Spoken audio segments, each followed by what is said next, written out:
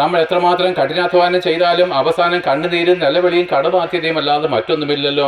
കിട്ടുന്ന പണം മുഴുവനും എവിടെയാണ്? നമ്മൾ ഹോസ്പിറ്റലിൽ കൊടുക്കുകയാണ്. ഒരുവൻ വിദേശത്തോ സ്വദേശത്തോ 10-25 വർഷം വരെ ഉറക്കമില്ലാതെ പഠിച്ച് അവനൊരു ജോലി സ്വീകരിക്കുന്നു. എന്നിട്ടോ ജോലി നേടിയ നാൾ മുതൽ അവൻ വണ്ടിക്കാളയെ പോലെ ഭാരം ചുമക്കുകയാണ്.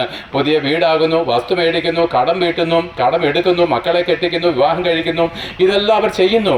എന്നിട്ടോ അവസാനം അവൻ്റെ കിട്ടിയ സമ്പാദ്യം മുഴുവനും തീർന്ന് അവൻ്റെ ആ പെൻഷൻ ആകുന്ന സമയത്ത് അല്ലെങ്കിൽ അവൻ്റെ ശരീരം കൊണ്ട് അധ്വാനിപ്പാൻ വയ്യാത്ത അവസ്ഥയിലാകുമ്പോഴാണ് കടം മാത്രമേ ഉള്ളൂ.